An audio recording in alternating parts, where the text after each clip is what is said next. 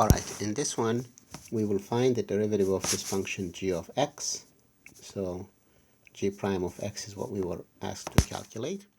What I will do is I will calculate g prime of a and then replace a by x. That's another technique that we can use. If we try to use the limit of g of x minus g of a over x minus a format, this will give us the derivative of g at a, rather than the one g of x plus h minus g of x over h format, which in this particular case, either one is equally easy. So I could have used the other one. I just wanted to show you that sometimes if you prefer to use this form, then you end up getting a g prime of a, and then you'll have to replace a by x to get the final answer, to give the final answer.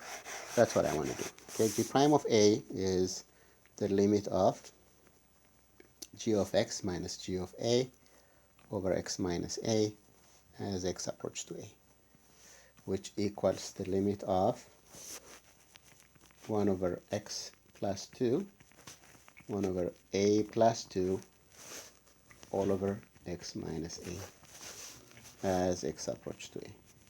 Okay, so if you break the top out,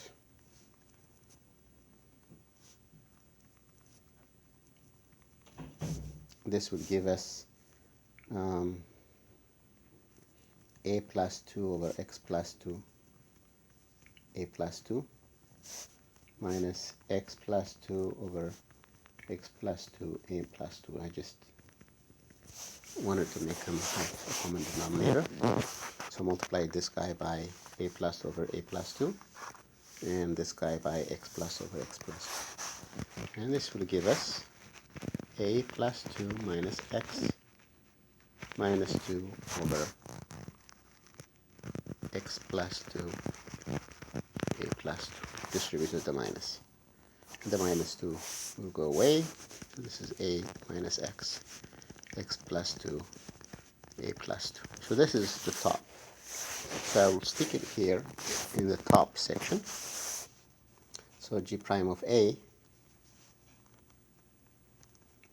now is the limit of a minus x over x plus 2, a minus 2 divided by x minus a.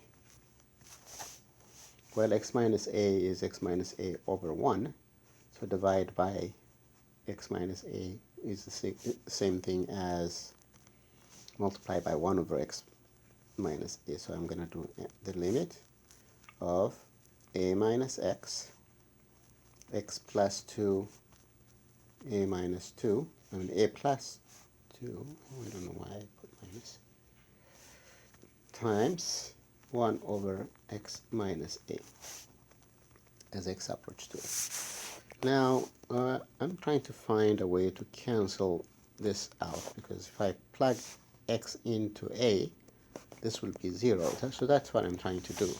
And this looks like that one, except that one is x minus a, the other one is a minus x. Well,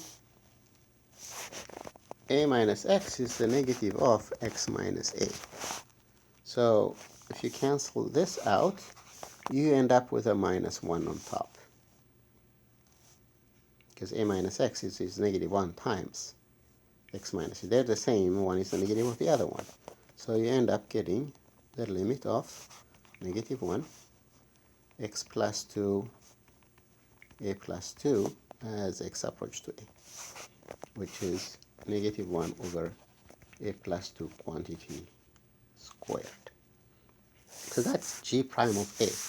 So g prime of x is 1 over x plus 2 quantity squared with a minus, and we're done.